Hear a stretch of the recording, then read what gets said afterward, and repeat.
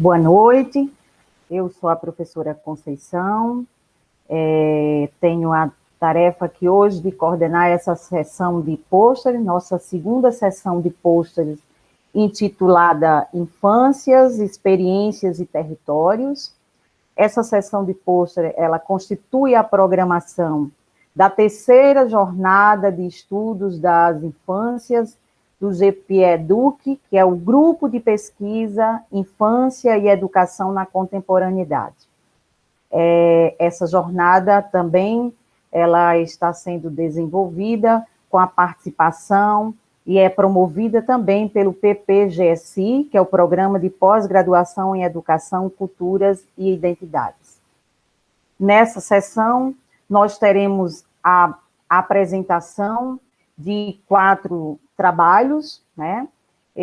Temos aqui trabalhos já concluídos, né, de egressos do PPGSI, e temos trabalhos, pesquisas que estão em desenvolvimento também pelos mestrandos do Programa de Pós-Graduação em Educação, Culturas e Identidades, os quais também participam, são integrantes do Grupo de Pesquisa Infância e Educação na Contemporaneidade. Dizer da importância dessa terceira jornada, né, sobretudo nesse contexto, né, em que estamos passando, vivenciando, mas a terceira jornada vem se colocar para a gente como um espaço-tempo em que podemos, mais uma vez, né, discutir as infâncias, e nesse contexto tem o tema Infâncias, Crises e Emergências, a invisibilidade e a necessidade da garantia dos direitos fundamentais das crianças. É, ao mesmo tempo, né, uma jornada muito simbólica, né, e importante, na medida em que, mais uma vez, simbolicamente, coloca a infância e as infâncias como tema, como questão para serem pensadas, tematizadas, e também vem, por meio da infância, afirmar simbolicamente a esperança, o amor, a coragem e o saber. Então, agora, nós vamos passar a realizar as apresentações, né? Teremos 4 apresentações, cada apresentação durará em torno de 15 minutos, né? E vamos dar início à primeira apresentação dessa sessão de pôster. O primeiro a apresentar é o mestre Douglas Vasconcelos Barbosa.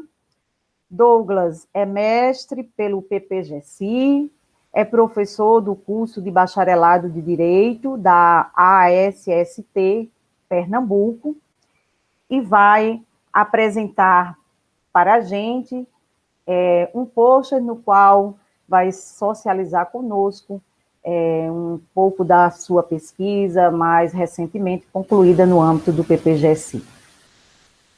Seja bem-vindo, Douglas.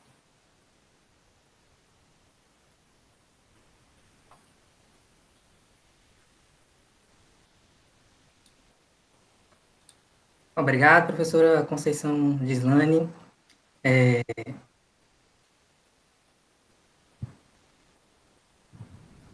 Então, esse trabalho ele tem como objetivo apresentar os territórios dos meninos e meninas em situação de rua a partir de uma pesquisa etnográfica feita no nosso mestrado.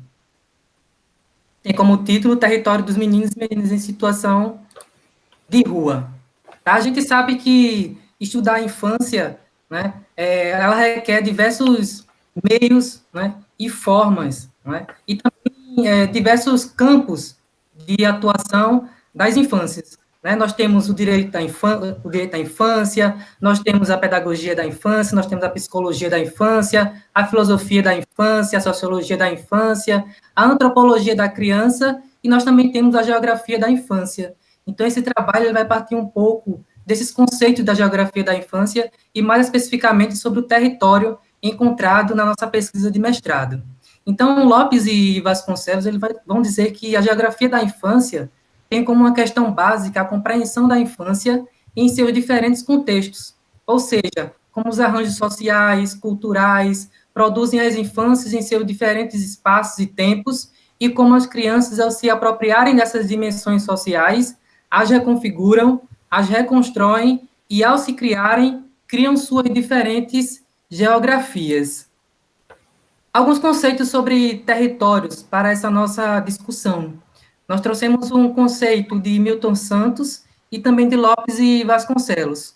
O território usado para Santos é o chão mais a identidade. A identidade para ele é o sentimento de pertencer àquilo que nos pertence. Então, segundo Santos, o território é o fundamento do trabalho, o lugar da residência, das trocas materiais e espirituais e do exercício da vida. Lopes e Vasconcelos vão dizer que as crianças, ao se apropriarem-se dos espaços e lugares, reconfiguram-nos, reconstroem-nos e, além disso, apropriam-se de outros, criando suas territorialidades, que eles vão chamar de territórios usados. E a isso eles também denominam territorialidade de crianças, das geografias construídas pelas crianças. Graciano, com relação às pesquisas em relação à criança em situação de rua, vai nos apresentar dois conceitos de territórios nas pesquisas, né, que é o território embrião e o território de embates. O primeiro, Graciano vai aduzir que é a extensão do espaço, onde convivem diariamente, ou seja, o lugar onde se concentram, o seu ponto de referência. Já com relação ao território de embates, Graciano vai dizer que é o lugar onde são travadas disputas. Nessas áreas encontram-se todos os pontos de enfrentamento, seja com a polícia, seja com os transeuntes, traficantes ou receptores. Então, a partir de agora, a gente vai apresentar um pouco sobre os territórios encontrados na nossa pesquisa com relação aos meninos e meninas em situação de rua, né? Então, nesse primeiro momento, esse sujeito da nossa pesquisa vai dizer que cercou a amiga dela, né? Ela estava sozinha no dia, não estava, eu tinha saído, eu estava lá perto dela, e cercaram ela, deram um bocado de giletada na cara dela. E hoje a cara dela estava, né, cortada, toda aberta, estava muito feia. Se a gente verifica essa informação nos dada pelo sujeito da nossa pesquisa, a gente pode também trazer os argumentos de Graciani, quando vai dizer que a vida na rua ela determina um progresso, um processo, na verdade, de degradação da vida humana. É uma criança que vive na rua, né, em seus territórios, né, cercados por essa degradação humana, a gente percebe que, por exemplo, o próprio Estatuto da Criança em 30 anos de vigência ainda não está sendo efetivado como deveria. Num segundo momento, mais dois sujeitos da nossa pesquisa vai dizer o seguinte: morar na rua é bom, mas tem algumas coisas que é ruim, que o povo gosta de fazer maldade com a gente, e a gente tem sempre que ficar ciente pelo que os povos faz, né? E o sujeito quarto da nossa pesquisa vai dizer que o policial foi e me bateu o policial, e eu não gostei, eu tenho um problema e ele me bateu, e não pode me bater. Então, a gente percebe, né, que a questão do território usado, conforme os argumentos de Santos, quando o sujeito da pesquisa, né, o primeiro vai dizer que a rua é um lugar bom, não é? A rua é um lugar bom, é o chão, mas a identidade, como traz Santos. Mas também, na mesma forma que ele diz que é bom, né, a gente percebe o quanto que ele nos apresenta sobre o território de embates, trazido por Graciani, né, ao dizer que tem que ficar, que eles ficam cientes pela maldade que o povo faz com ele, né? Então, no caso também do outro sujeito da nossa pesquisa, né, ele vai dizer também sobre o território de embates, ou seja, né, o policial bateu nele. Graciani, quando nos apresenta a questão do território de embates, o conceito outrora dito, né, fala sobre o seguinte: que o território de embate, só para recordar, né, é onde são travadas disputas, né? Nessas áreas encontram-se todos os pontos de enfrentamento, seja com a polícia, né, conforme o nosso próprio sujeito da pesquisa falou, né, seja com os transeuntes, traficantes ou receptores. Então, nos questionamos, de qual territórios estamos nos falando, né? estamos falando do território de embate, né, mas também do território usado, né, pelo sujeito de direito 3, quando fala que a rua é algo bom. Também na nossa pesquisa, a gente encontrou a questão da solidariedade dentro do território, né? O sujeito de direito 1, ele vai dizer o seguinte: eu estava com muito frio, ele tinha ganhado umas coxas e me cedeu um colchão novinho que ele tinha acabado de ganhar. Para eu deitar, eu deitei. E o segundo sujeito da nossa pesquisa, no caso da categoria solidariedade que a gente encontrou, né, ele fala o seguinte: tem como arrumar dinheiro para comprar cuscuz para a gente. E aí, novamente, a gente nos questiona em qual território nós estamos falando.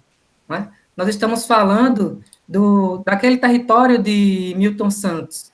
Né? Novamente, o território usado, o chão mais a identidade, o sentimento de pertencer àquele lugar, não é? Ao fato de que a própria criança, quando diz que tem como arrumar dinheiro para comprar cuscuz para eles, né, para todos eles, e o outro, ao ceder um colchão novo que tinha ganhado, a questão da solidariedade também está presente dentro desse conceito de território usado, né, ou seja, do chão mais a identidade, o local de se pertencer a determinado contexto, no caso, contexto de rua, mesmo eles, como nós falamos anteriormente, acharem que a rua também é um local bom, como também é um local ruim, ou seja, o território de embates. Então, algumas considerações sobre esse nosso trabalho, né, com relação aos territórios encontrados para os meninos e meninas em situação de rua, com base nas suas próprias argumentações. Esses dados evidenciam que os meninos e meninas em situação de rua ainda são esquecidos pelo poder público e vivenciam seus territórios, né, ou seja, o embrião e o de embates, lutando pela sobrevivência. Em que pese tal situação, a infância de rua é analogicamente aquele conceito trazido por Santos, território usado, ou seja, o chão, mas a identidade. A identidade, lembrando sobre os argumentos de Santos, é o sentimento de pertencer àquilo que nos pertence. Então, se a gente volta aos nossos olhares para os meninos e meninas em situação de rua, a gente percebe que eles vivem em constante embate, naquele território de embates trazido por Graciane, mas também o território usado, né, trazido por Santos. Então, com isso, eu finalizo essa apresentação dizendo que nós, nas nossas pesquisas, e não só na pesquisa com relação aos meninos e meninas em situação de rua, nós precisamos compreender a criança, né, no seu contexto e garantir os direitos que a elas possam ser negados. Em 30 anos de vigência do Estatuto, a gente não pode deixar que os direitos de crianças em situação de rua, ou crianças em acolhimento institucional, ou crianças em qualquer contexto de vida, tenham seus direitos negados. Então, com isso, eu finalizo a minha apresentação. Desde já, obrigado. Nós agradecemos, né, a bela apresentação do Douglas, também, ao mesmo tempo, registramos o seu intenso, né, e potente trabalho, a sua potente pesquisa, né, que no contexto, especialmente nesse momento em que, né, os territórios da infância e os corpos da infância, né, são talvez um dos territórios mais afetados, né, e aí pensando especialmente no território dessa infância de rua, né, você nos coloca essa possibilidade, essa oportunidade de podermos, a partir das narrativas que você apresenta, a partir das vozes dessas próprias crianças, elementos muito importantes, né, para a gente problematizar e pensar, né, sobre esse território rua, né, no qual essas crianças experienciam e experimentam diferentes situações, né, seja paradoxalmente é algo que a gente, em geral, né, pensa sobre a criança, né, nós costumamos dizer que gostamos e queremos muito, né, e amamos muito as crianças, né, mas paradoxalmente, ainda hoje, nós continuamos num processo de luta, né, para garantir os direitos básicos, né, e, sobretudo, quando a gente se aproxima de uma pesquisa, né, a qual vai, né, ouvir, trazer essa voz que diz pensando, né, de, de uma realidade, de um contexto não jamais desejado por nós, né, e sobretudo no que se refere à infância nesse momento, é muito importante, né, então agradecer sua pesquisa, a sua apresentação, dizer da contribuição, né, que ela tem para a gente poder pensar mais, né, ouvir um pouco mais, escutar um pouco mais, né, os embates, os enfrentamentos, né, mas ao mesmo tempo as experiências de solidariedade, né, que essas crianças ainda conseguem viver, vivenciar e experienciar no contexto da rua. Então, obrigada, Douglas. Dando continuidade, nós vamos agora ter a apresentação do pôster de Flávia Regina Costa da Silva. Flávia é mestranda do PPGC, ela é coordenadora do escritório de uma cooperação internacional que apoia projetos sociais, a Kindernotrifio, e está também desenvolvendo, né, nesse momento, sua pesquisa no âmbito do PPGSI e vai partilhar conosco um processo, o percurso do seu estudo neste momento. Obrigada, professora Conceição. Deixa eu só colocar aqui em tela.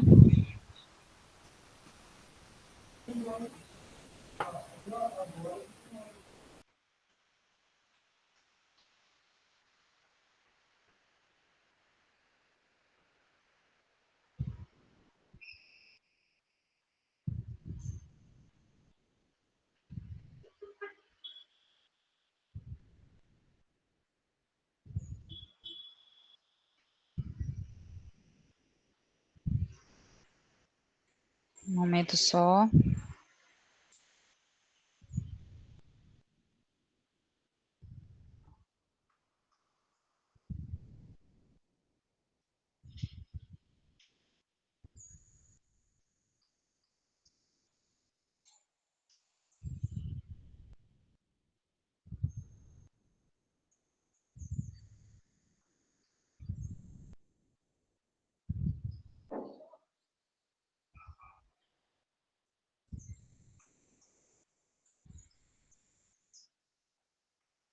Acho que agora vai.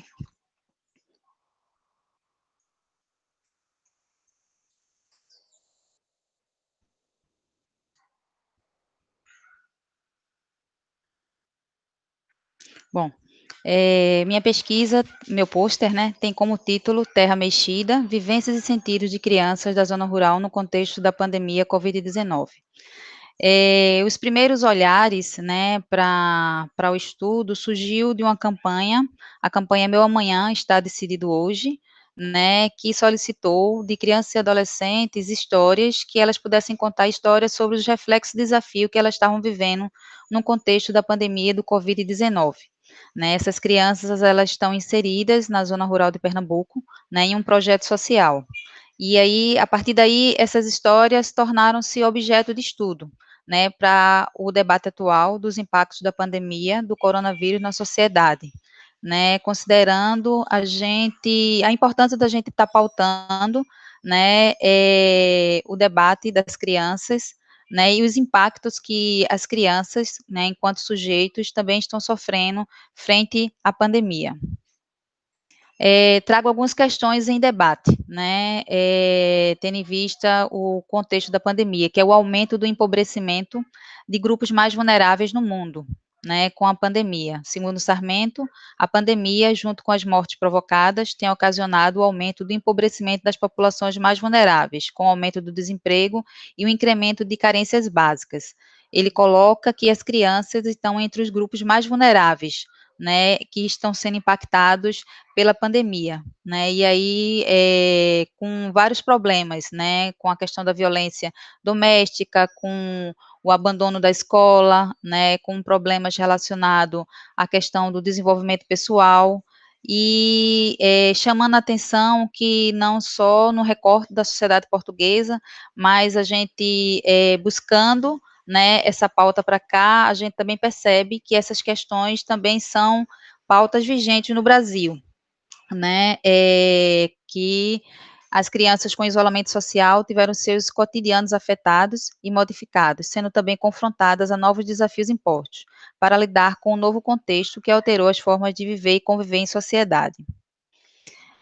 Outra questão que a gente traz para o debate é que o Brasil, ele atravessa uma grave crise econômica, uma profunda crise política e atravessa junto com a destruidora pandemia, né? A gente buscou dados do boletim DIEESE, né, onde coloca um dado que entre 2014 a 2019, em 5 anos, o contingente de desocupados no Brasil aumentou de 6,7 para 12,6 milhões de pessoas desempregadas. E junto a esse dado, a gente também traz um dado relevante, que é a precarização, né, do mercado de trabalho, né, no Brasil, e, consequentemente, o aumento de trabalhadores informais, né, e uma outra questão para o debate é o aumento da fome no mundo, né. Segundo o relatório, o vírus da fome, como o coronavírus está aumentando a fome em um mundo faminto, lançado em 2020 pela ONG Oxfam Brasil,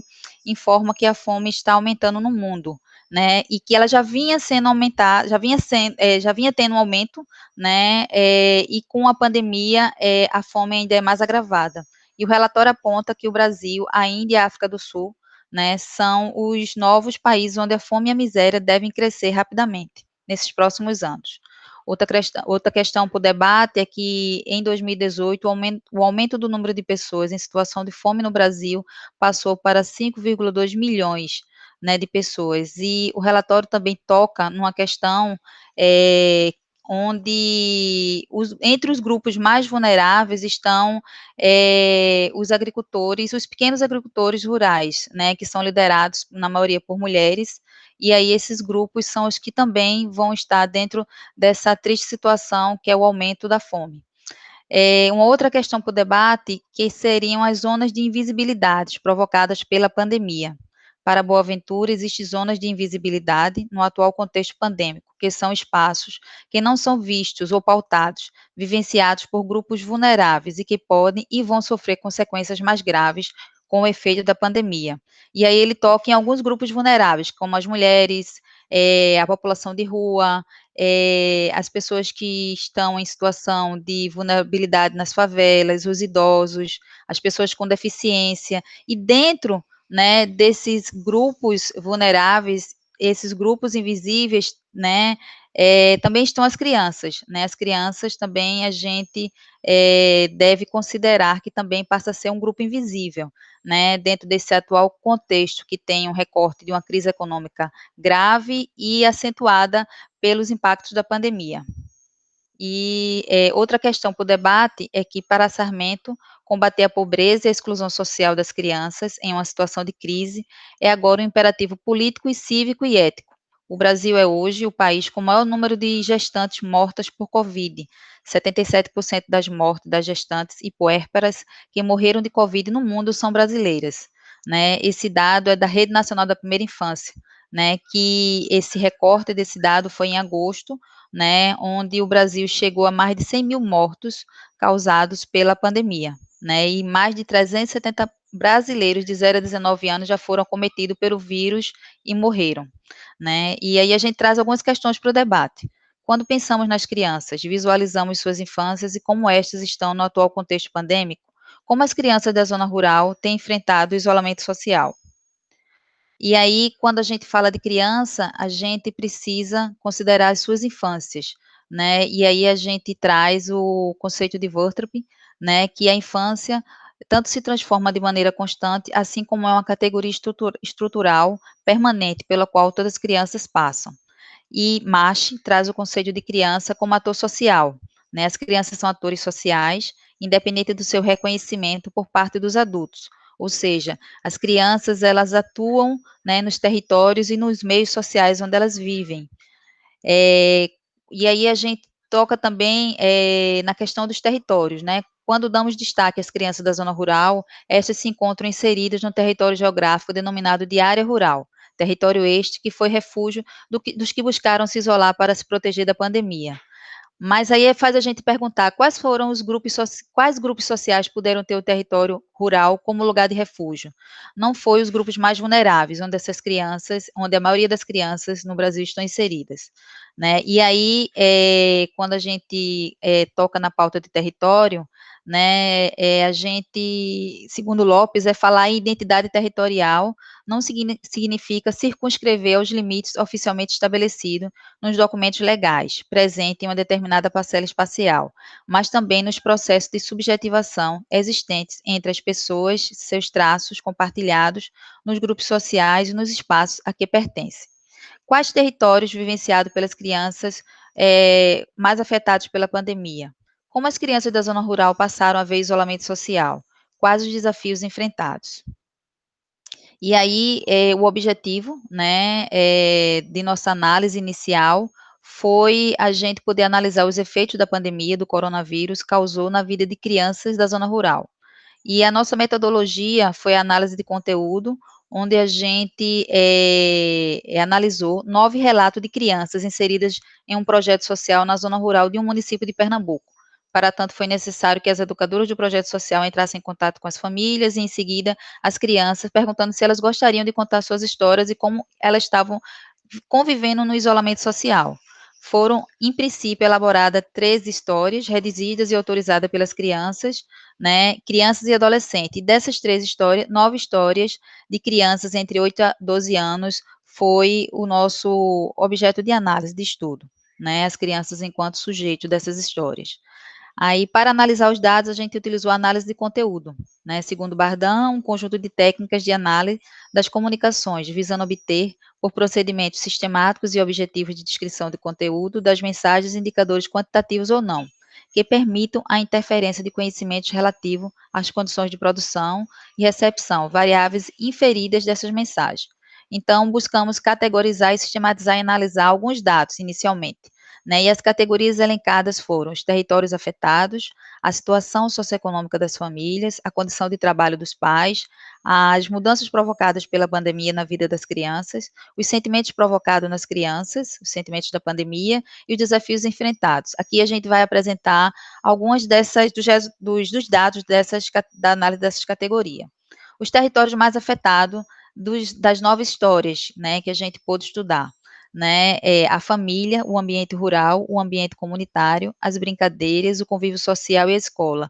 Das 9 crianças, todos esses territórios foram afetados. As mudanças provocadas pela pandemia na vida dessas 9 crianças.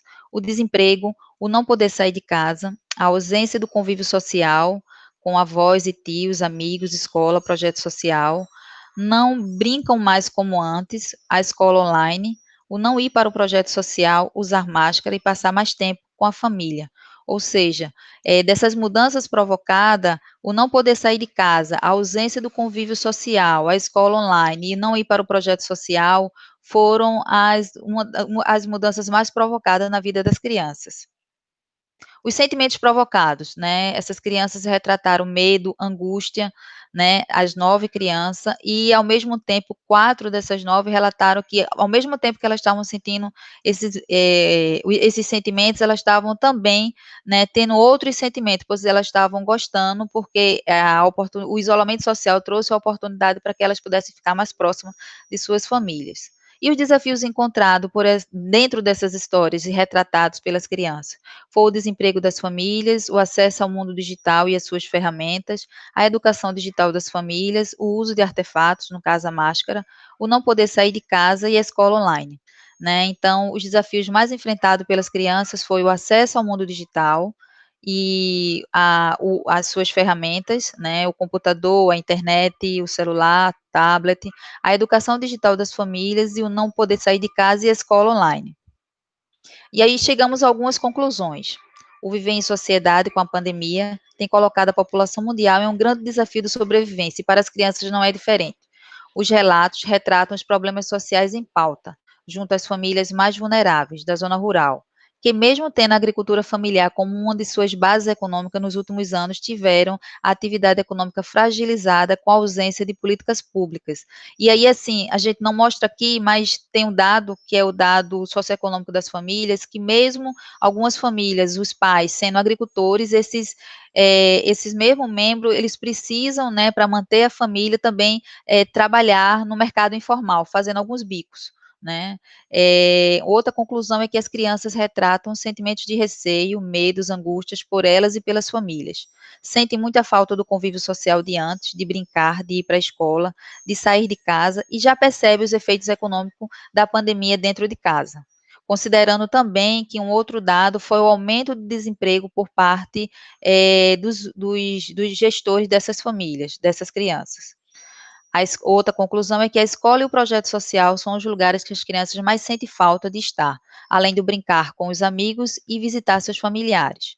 Um dos grandes desafios das crianças é a escola online, pois muitos não têm acesso ou têm acesso limitado às ferramentas necessárias, internet, celular, computadores, e a educação digital das famílias é muito pouca para dar a assistência necessária. Isso tem trazido reflexo direto nas aprendizagens das crianças. No relato, as crianças colocam que elas sentem muito falta da presença na escola física, porque elas sentem algumas dificuldades quando as professoras passam as atividades online, né, e algumas assim, são diversas, né, as dificuldades. Há aquelas crianças que não têm acesso à internet, as crianças, a grande maioria não tem computadores, e aquelas que têm só o celular da mãe para dividir com a irmã, para poder fazer a tarefa, né, passada pelas professoras. E aí a escola dá duas possibilidades, ou acesso às tarefas online, ou os pais vão até a escola, e aí eles precisam, os pais, imprimir, e algumas crianças também têm dificuldade, as famílias, de imprimir essas tarefas. Então, assim, é um impacto muito grande na vida dessas crianças com relação aos efeitos da pandemia. E aí a gente leva para algumas questões, né, para a gente já finalizando. Numa sociedade do conhecimento, é preciso ter acesso à educação digital e suas ferramentas. Como fica esse contexto para as crianças em condições mais vulneráveis? E para as famílias da zona rural, como a acessibilidade pode melhorar?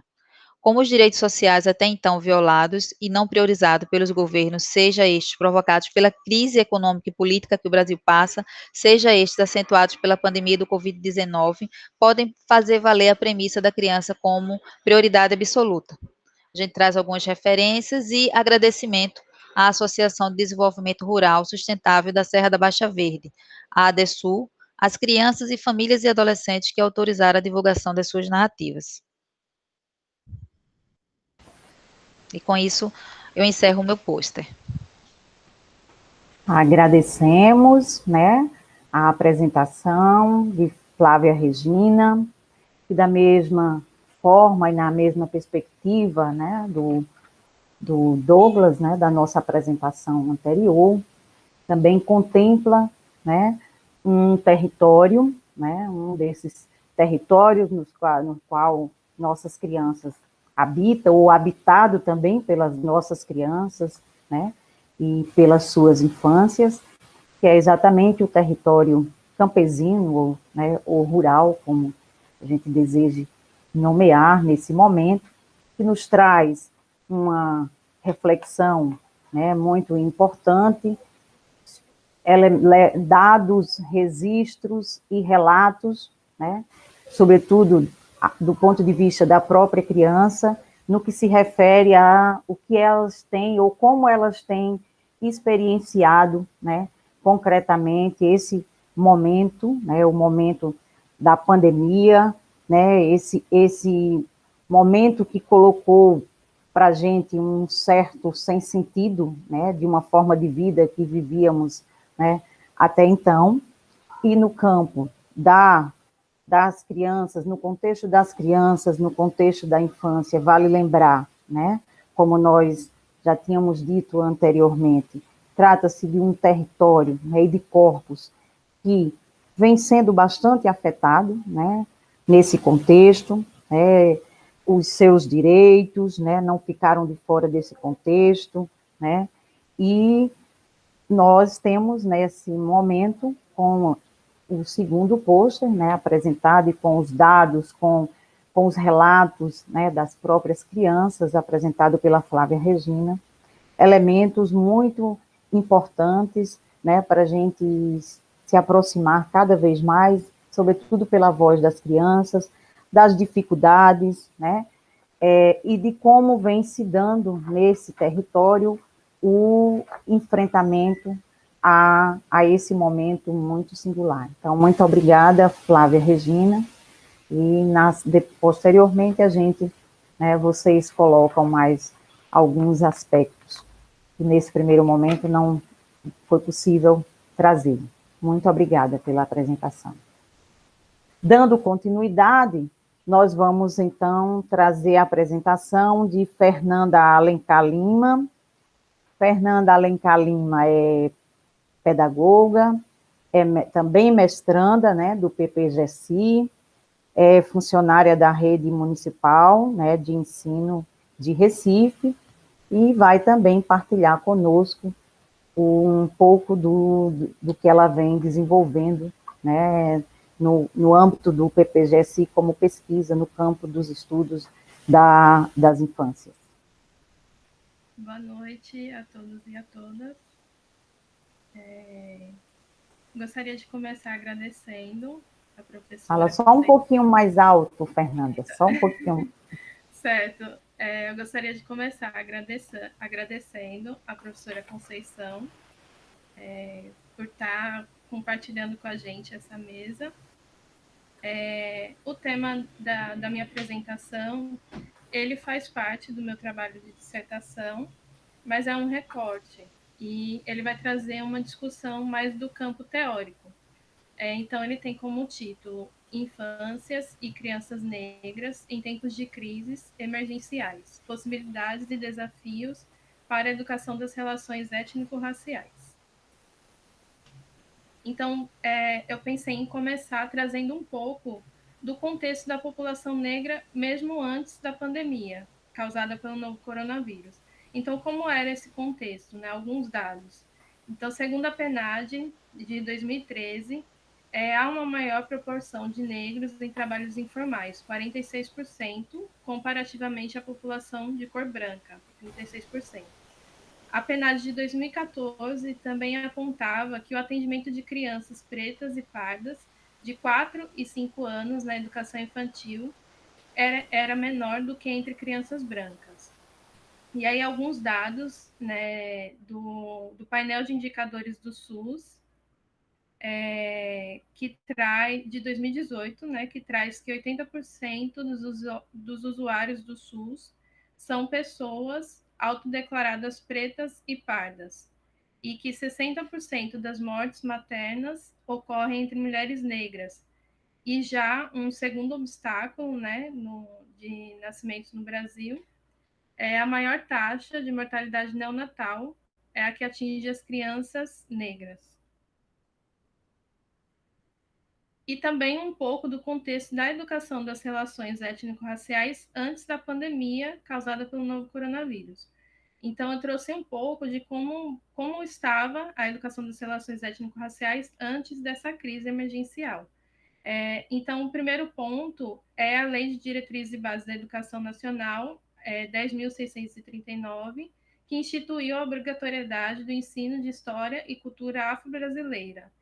E, posteriormente a essa lei, surgiram alguns documentos, né? Um deles é a Diretrizes Curriculares Nacionais para a Educação das Relações Étnico-Raciais e para o Ensino de História e Cultura Afro-Brasileira e Africana, que é de 2004.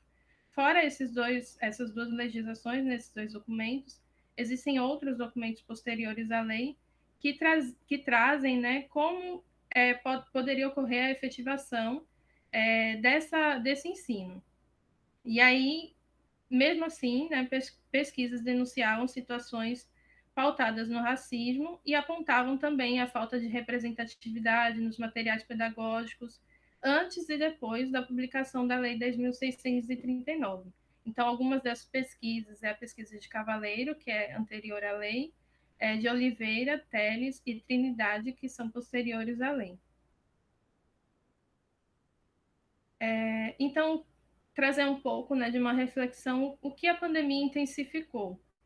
Então, ela intensificou, aumentou, né, as desigualdades sociais e educacionais, ameaça ao direito à educação para as crianças mais vulneráveis, né? Então, em relação ao acesso, em relação a ter, como o Flávio estava falando um pouco, ter acesso a esses materiais. Então, nem todas as crianças têm esse direito garantido. A escola e as creches enquanto um território seguro, e aí o que representa a ausência desse território para a vivência ou sobrevivência das crianças. E o que representa a ausência desse território enquanto possibilidade de educação das relações étnico-raciais. Então, são duas reflexões que vão ser trazidas um pouco na apresentação. E aí eu pensei em relacionar com Boaventura de Souza Santos, que é um texto bem recente dele, desse ano, e aí que ele aponta que essa atual pandemia, ela não é uma situação de crise como é colocado etimologicamente a crise, né? Que ela é oposta à normalidade. Ele coloca que existe um estado de crise permanente. Então, esses dados que eu coloquei sobre a vulnerabilidade da população negra em relação ao acesso à saúde, acesso à educação, em relação também à educação das relações étnico-raciais, que encontra essa dificuldade de implementação, tudo isso já é uma crise anterior à pandemia. E aí que a pandemia vem intensificar essa crise permanente. E aí eu coloquei um ponto, a nova normalidade, né, uma interrogação. Porque a necessidade, o que a pandemia trouxe, né, a necessidade de isolamento e distanciamento social como forma de proteção, né, contra o contágio, novos protocolos de higiene em relação ao uso de máscara, lavar as mãos várias vezes, usar álcool em gel, as escolas e creches, né, impossibilitadas de exercerem atividades presenciais de educação e cuidado, né, que são 2 pontos da educação infantil, e acesso a atividades e aulas remotas para crianças. Como funciona isso, né? Todas as crianças têm acesso, então eu trago mais uma questão. Quem teve ou está tendo acesso a essa nova normalidade? Será que são todas as crianças que estudam em escolas e creches que estão tendo a oportunidade de fazer um isolamento, fazer um distanciamento social, ter acesso a esses produtos de higiene, né? Então, são questões que permeiam a discussão que eu trago. E aí essa discussão, ela traz o olhar para a criança como ator social e a infância enquanto categoria estrutural da sociedade, que é o que traz a sociologia da infância, né? Abramovic, Moruzzi, Corsaro, Sarmento, Prout, Botrup, todos esses autores, eles trazem esses pressupostos para a criança e para a infância. E aí ela possibilita considerar a criança negra em sua própria forma de existir e se organizar individualmente, com as características próprias de suas infâncias. Então, é ir além do racismo, né? Considerar a criança negra como produtora de cultura, assim como todas as crianças devem ser consideradas. Infâncias e as crianças negras sejam pensadas considerando a realidade que vivenciam, desde o nascimento, nessa estrutura permeada pelo racismo. Então, os novos estudos sociais da infância, eles rompem com a lógica de infância como etapa biológica da vida e trazem a proposição de uma ideia de infância enquanto categoria estrutural da sociedade e também como categoria de análise. Então, o racismo ele também é estrutural e ele muda a forma como as crianças negras vivem suas infâncias e constroem suas visões de mundo. Então, trazendo essa intersecção para entender um pouco das questões que a gente está colocando. E aí, aprofundando um pouco sobre a educação das relações étnico-raciais, trazer um pouco meio uma definição, né, que é colocada nessas diretrizes que eu falei anteriormente. Então, a educação das relações étnico-raciais é algo mais amplo. Ela inclui condições físicas, materiais, intelectuais e afetivas que possam contribuir para o ensino com o objetivo de diminuir a desigualdade racial e pensar políticas de reparações, de reconhecimento e valorização da identidade, da cultura e da história dos negros brasileiros. E aí também um pouco do que são práticas pedagógicas antirracistas. São práticas que promovam a igualdade racial no cotidiano das escolas e superem opiniões preconceituosas sobre pessoas negras e denunciam o racismo. Isso está nos textos de Gomes, que traz a prática pedagógica mais como um dos âmbitos da educação das relações étnico-raciais. E aí, relações étnico-raciais, territórios e experiências, né? Então, a gente entende a escola enquanto um espaço, um território, em que as crianças vivenciam experiências sociais que vão além da educação. É um espaço também de cuidado e segurança para muitas crianças que vivem em situação de vulnerabilidade. E pode representar também um espaço em que as crianças tenham acesso a materiais que contribuam para suas construções de relações étnico-raciais mais positivas, por meio de práticas pedagógicas antirracistas. E aí, algumas implicações da pandemia para a educação. Então, a condição da pandemia, em relação ao trabalho pedagógico, modificou todas essas relações, em relação a relações sociais, políticas, culturais e pedagógicas. Principalmente a prática pedagógica, né? Essa relação entre professores e estudantes precisou ser reinventada. E também as implicações para os processos de pesquisas. A gente que está no meio do caminho do mestrado está precisando fazer reestruturações nas nossas pesquisas, considerando o contexto da pandemia, de isolamento social. Então, também traz implicações para os processos de pesquisas. E os impactos econômicos que acabam agravando a situação de vulnerabilidade de crianças pobres e negras. Então, crianças que já estavam em uma situação mais vulnerável, a partir dos impactos econômicos, acabam agravando essa situação. E eu decidi finalizar colocando as possibilidades e os desafios que a educação das relações étnico-raciais pode trazer para essa situação atual da pandemia.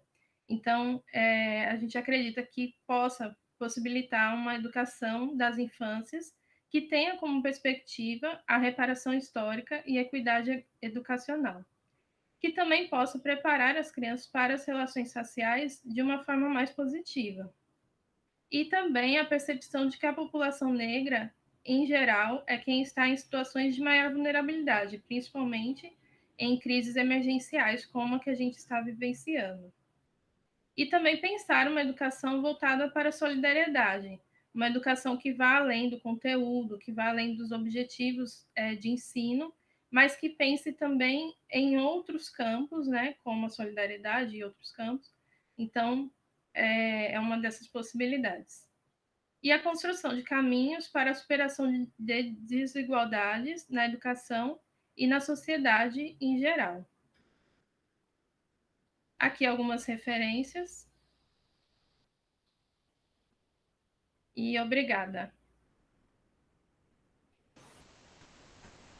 Igualmente, obrigada, né, Fernanda Alencar, e da mesma forma que os dois colegas, né, o colega Douglas e Flávia Regina, fez uma excelente apresentação, né, para nós, traz uma reflexão, como ela mesmo coloca, mais em desenvolvimento, né, e apresentando o seu movimento mais teórico, né, no que se refere à sua pesquisa que está sendo desenvolvida neste momento, um movimento teórico muito interessante, uma questão de pesquisa também muito potente, né, pensar as infâncias e as crianças negras e pensar, sobretudo, as infâncias e as crianças negras em tempos de crise, né, e nesse tempo no qual pelo qual todos nós estamos sendo atravessados, né?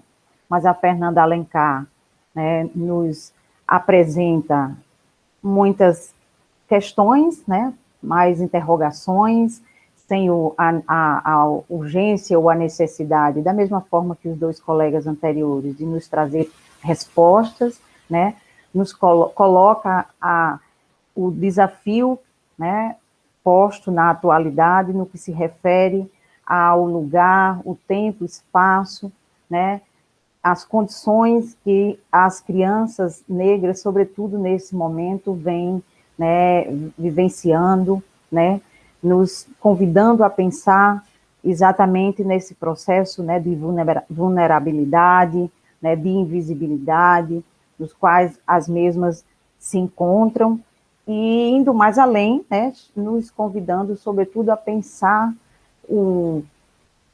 as possibilidades, né, vislumbrar algumas possibilidades no sentido da gente caminhar na perspectiva de uma ruptura, né, uma tentativa de ruptura, de superação desse racismo estrutural que já desde cedo, né, colocam nossas crianças em condição de vulnerabilidade, né, nossas crianças negras. Então, muito obrigada, né, pela apresentação, e nós agora vamos partir para a nossa última apresentação, que é a apresentação do pôster de Ana Júlia Lacerda Meira Menezes, né? Ana Júlia é também mestranda do PPGC, é graduada em Geografia, e também vai partilhar conosco parte, né, do que ela vem desenvolvendo, do que ela vem tomando como temática de estudo no âmbito do PPGSI e no grupo no GPEDUC, né, no que se refere aos estudos da infância.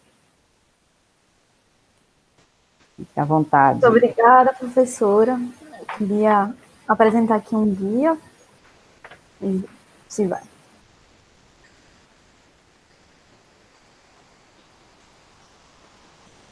Tá indo, não tá indo?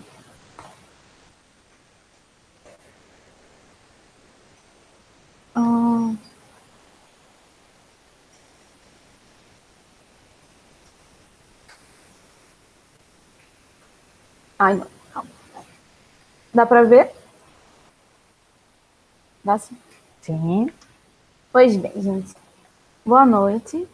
Eu queria, antes de tudo, dizer que eu ainda estou nessa fase de um exercício, né, de aproximação, né, de alguns temas que eu estou tentando pensar um pouco aqui na pesquisa.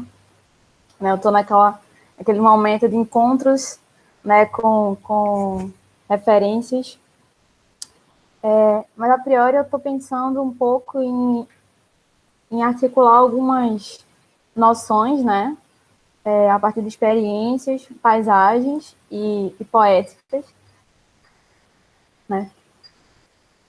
E aí, para depois pensar um pouco, né, nesse meu projeto de pesquisa, que ainda está em desenvolvimento.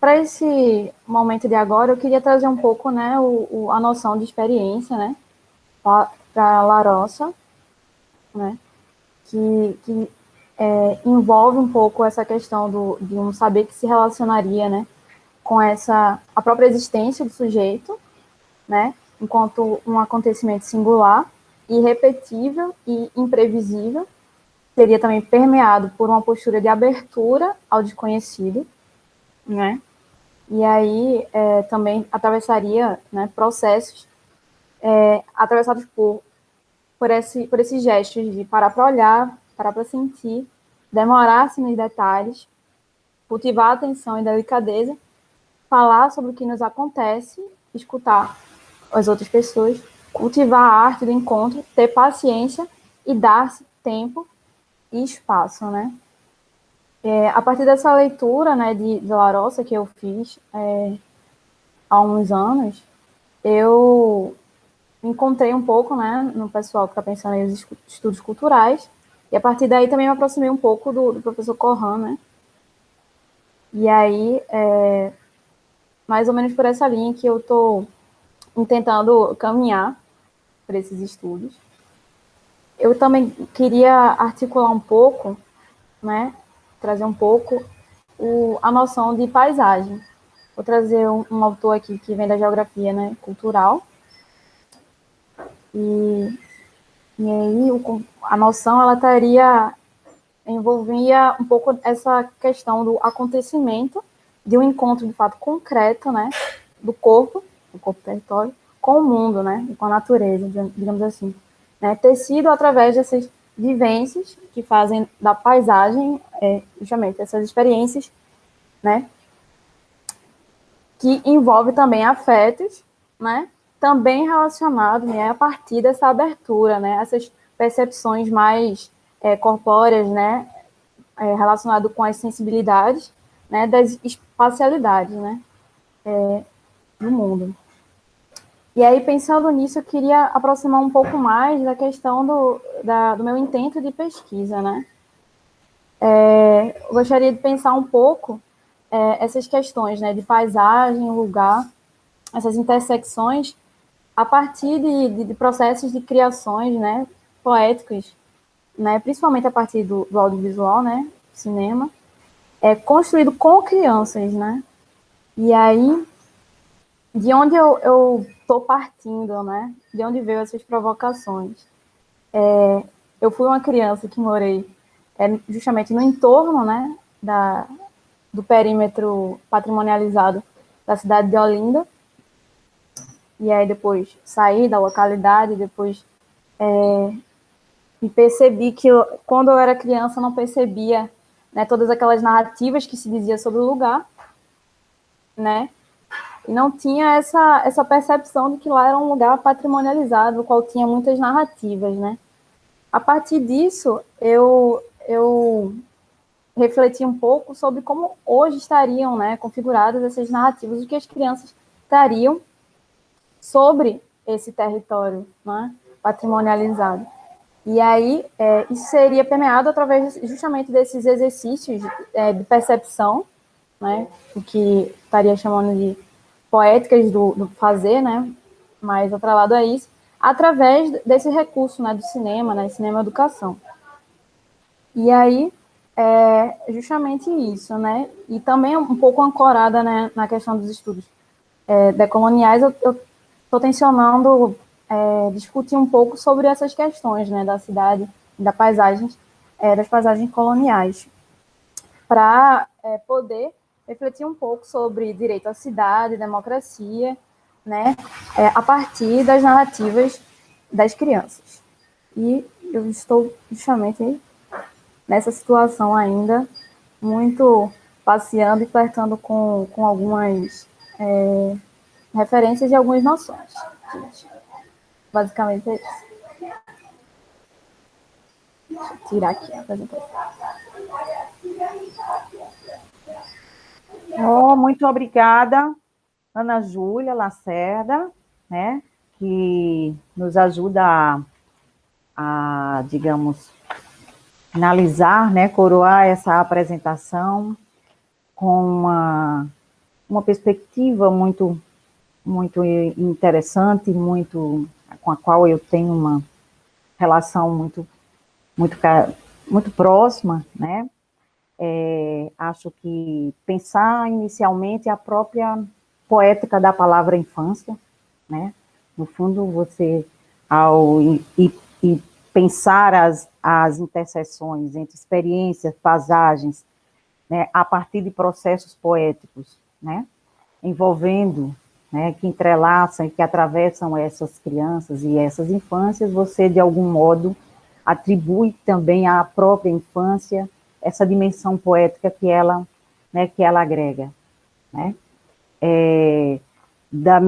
O que é, talvez, para nós, muito importante, né? Talvez uma possibilidade, né, de enfrentamento, né, a todos esses desafios, né, que as nossas crianças que temos enfrentados e que elas vêm enfrentando.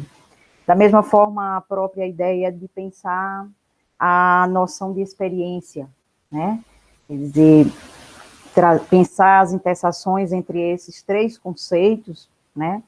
Acho que é um exercício muito bonito, né, muito potente, é um modo, uma forma da gente dizer, né, da possibilidade, da potencialidade, né, que essas crianças agregam. É um modo também, né, de pensar essa infância por uma linguagem não tão comum, né, não tão comum nas pesquisas, recorrer, por exemplo, à arte, né, recorrer às imagens, né, onde as crianças falam, dizem sem dizer, podem dizer sem se utilizar diretamente da palavra, mas comunicam, né, e, sobretudo, pelo seu também aporte teórico aí com o qual você está, né, se aproximando.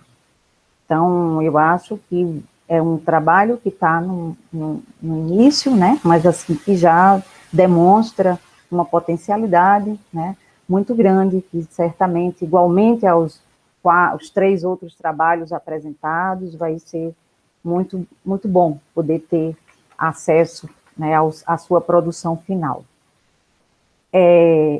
Eu acho que nós tivemos, né, uma sessão de pôster muito interessante, primeiro pela temática, né, nós tivemos aqui pesquisas, sejam elas concluídas ou em desenvolvimento, todas visam pensar a infância, né, a infância. Uma outra dimensão muito importante desses posters é pensar a infância e as infâncias, mas e pensar as infâncias em diferentes territórios, né?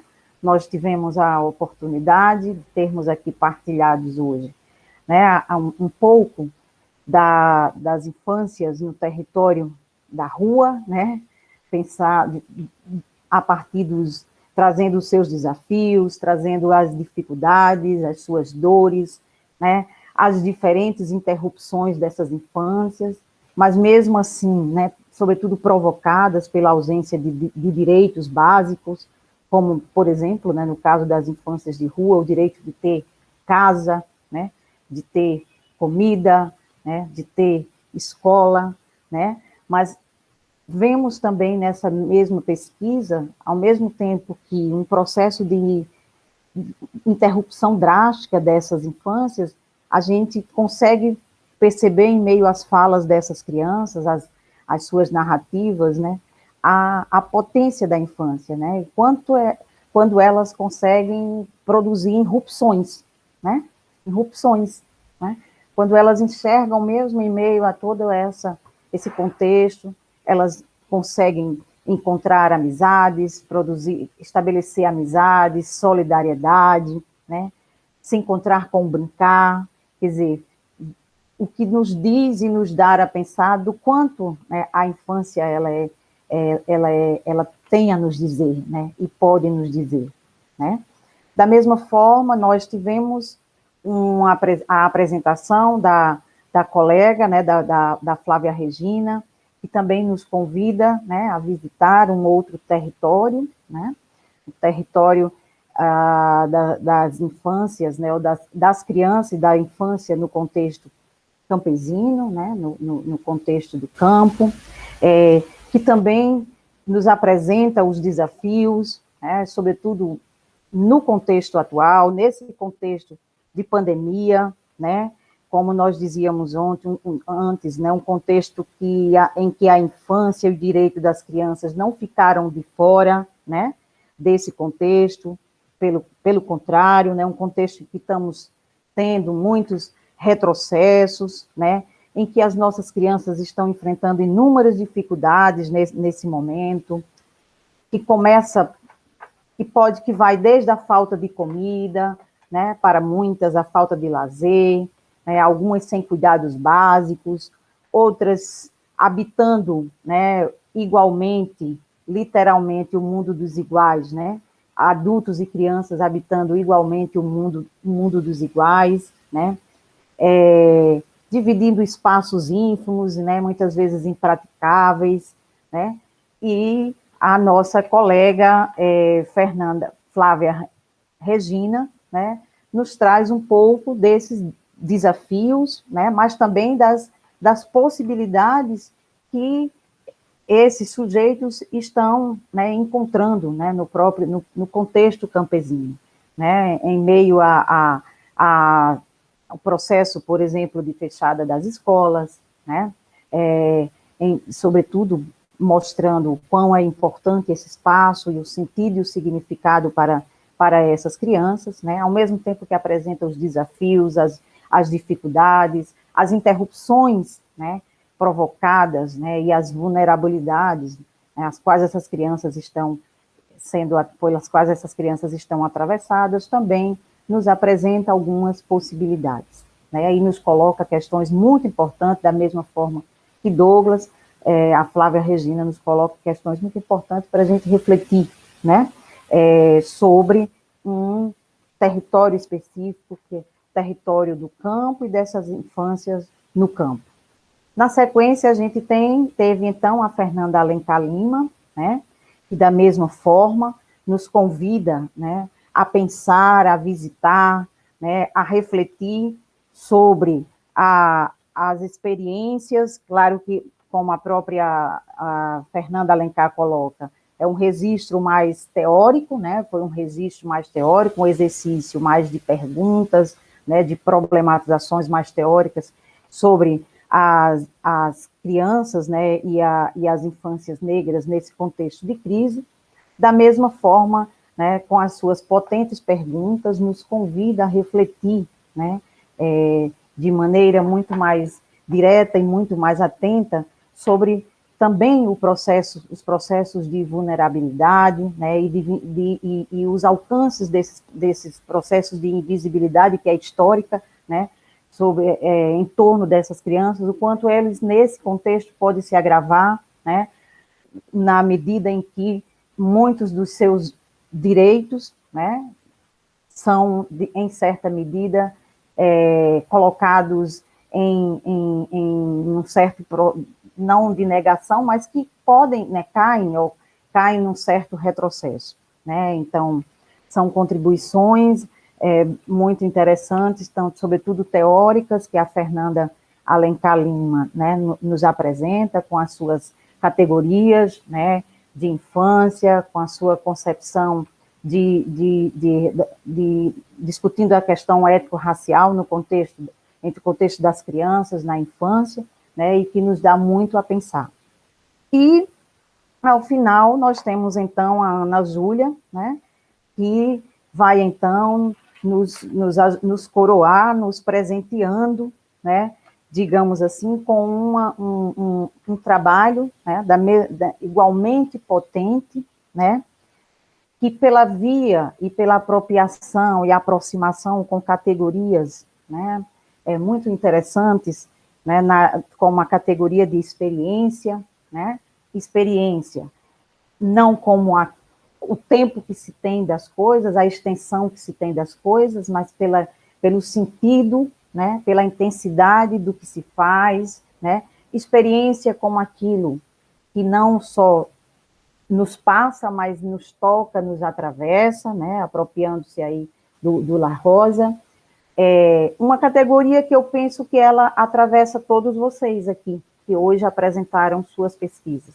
né, todos vocês, de algum modo, fazem pesquisa nessa perspectiva, não só estão atravessados pela temática, estão, de algum modo, atravessados, tocados e afetados por esta temática.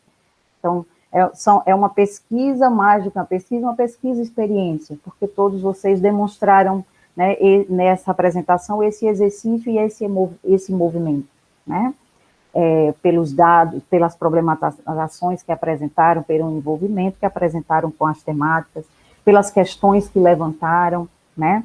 Então, nós temos aí uma categoria, né, que ela tanto atravessa o trabalho, né, da nossa Ana Júlia, mas também eu penso que ela atravessa a ideia de pesquisa que foi posta aqui por vocês, né, uma pesquisa, primeiro, atravessada, né, e envolvida com temáticas extremamente significativas, né, extremamente importantes, né, uma pesquisa que tem, né, sobretudo, o objetivo, né, de colocar na mesa questões, né, que historicamente invisibilizadas, né, no campo, sobretudo no campo acadêmico, né, e no que se refere especialmente às crianças e às infâncias. Então, vocês estão colocando aqui, partilhando conosco,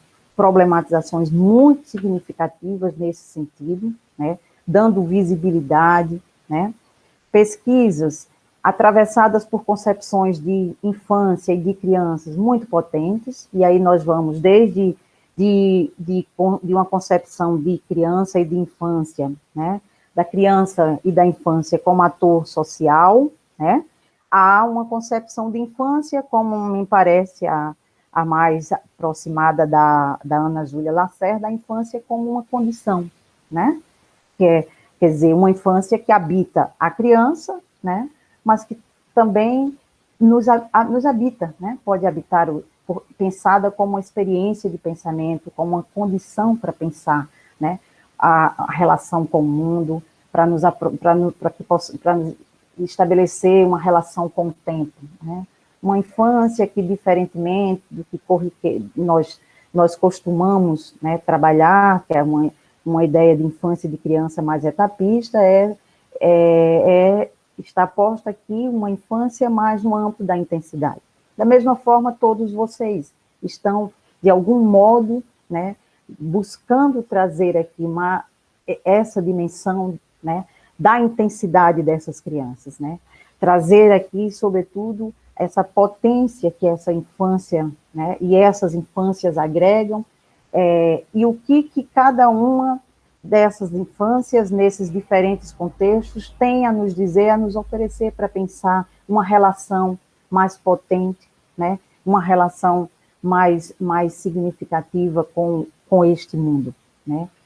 São concepções, são falas, né, dessas crianças, são reflexões teóricas que vocês trouxeram, e, sobretudo, nos ajudam, né, e acho que esse é um dos objetivos desse pôster, que nos ajuda a colocar em suspensão uma certa visão e relação habitual e corriqueira que a gente, no cotidiano, estabelece com essas diferentes infâncias, né, pautada muitas vezes na indiferença, né, na não possibilidade de escutá-las, e vocês exatamente colocam aqui para a gente hoje um grande convite, né, que é o convite da gente afastar-se dessas noções, né, corriqueiras, muitas vezes que reforçam a vulnerabilidade, né, que reforçam a invisibilidade, né, dessas crianças e dessas infâncias. Vocês nos convidam a pensar na potencialidade que elas agregam.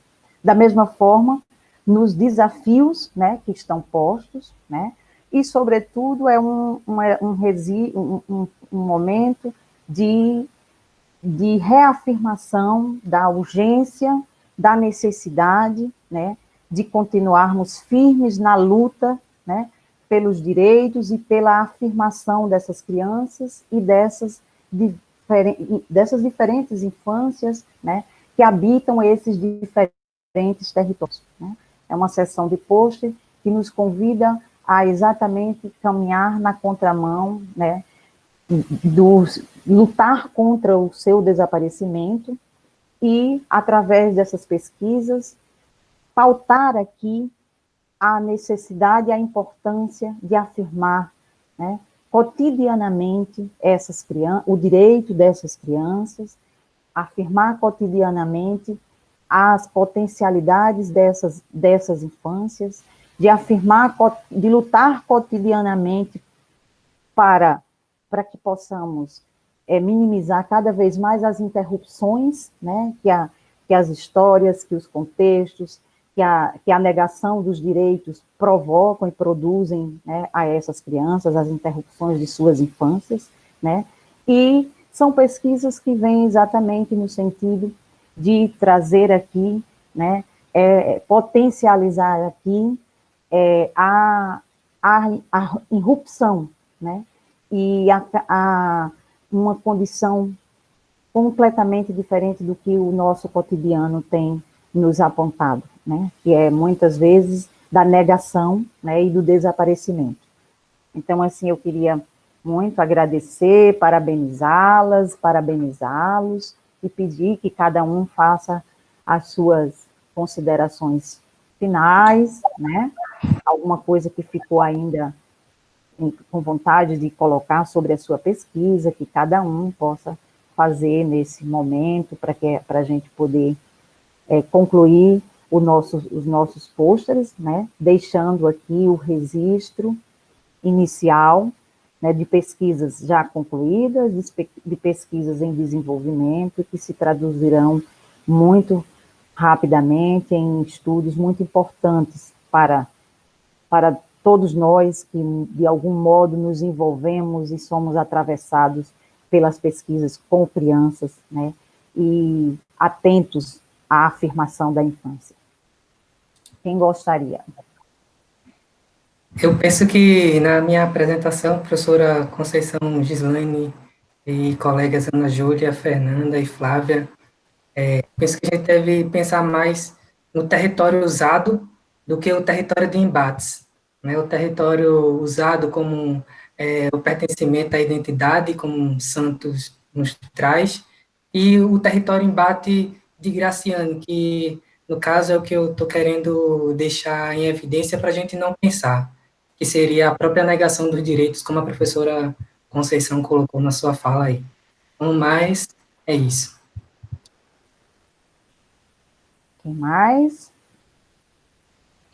Eu gostaria só de agradecer a professora Conceição Gislane, né, fico contemplada, né, com suas reflexões, também aos colegas, e deixar a pauta da questão da invisibilidade, né, como a gente pode tirar nossas crianças dessa invisibilidade, né, e, de fato, abrir espaço, né, para que elas se tornem ator social, já que elas pautam a construção da nossa sociedade tão quanto os adultos.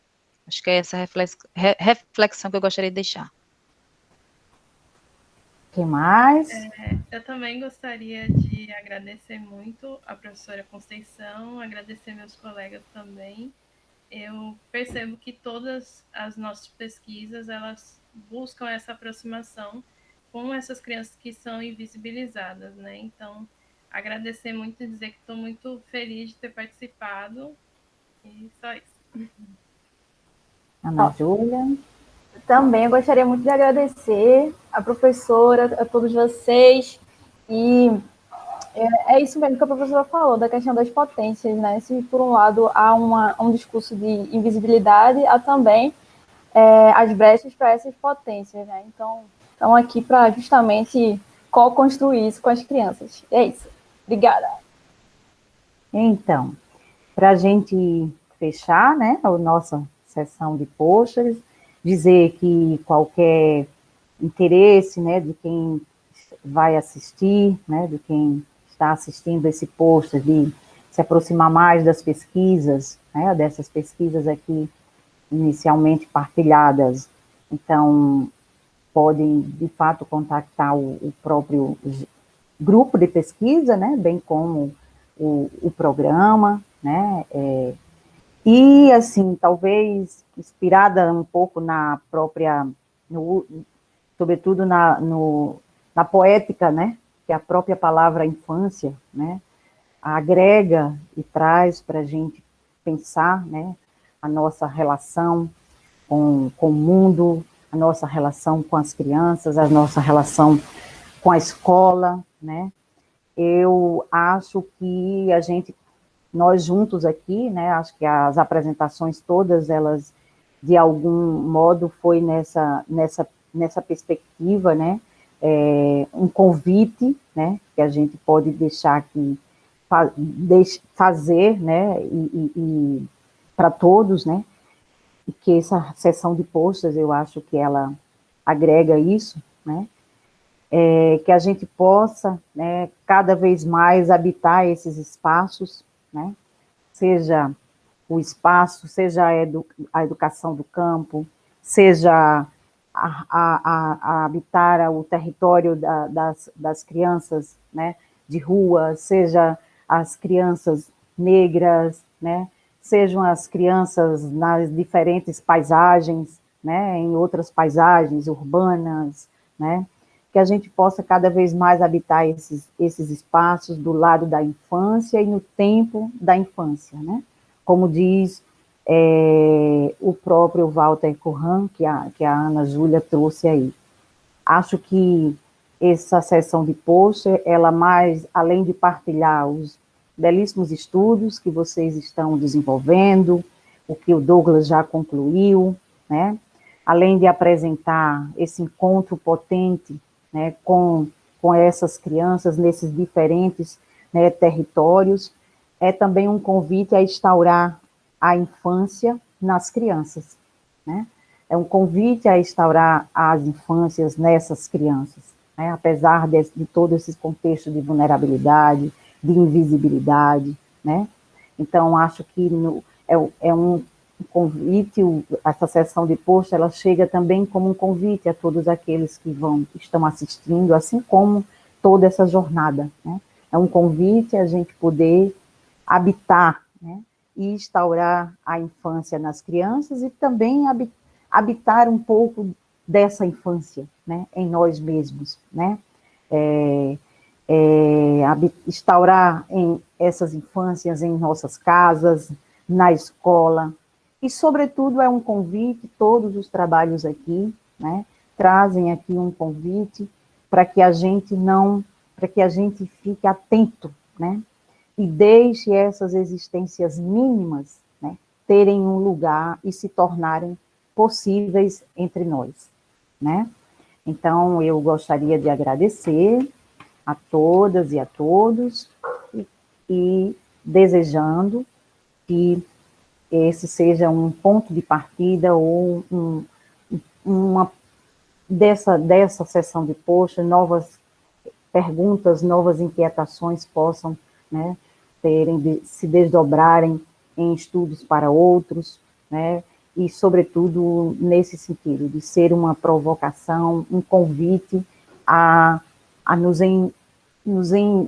envolvermos mais, né, e atentarmos mais para essas infâncias, para essas crianças, né, e, sobretudo, deixar que essas crianças, né, essas existências mínimas, muitas vezes colocadas, né, em vulnerabilidade, possam terem lugar e se tornarem possíveis entre nós. Mais uma vez, eu agradeço, espero que todos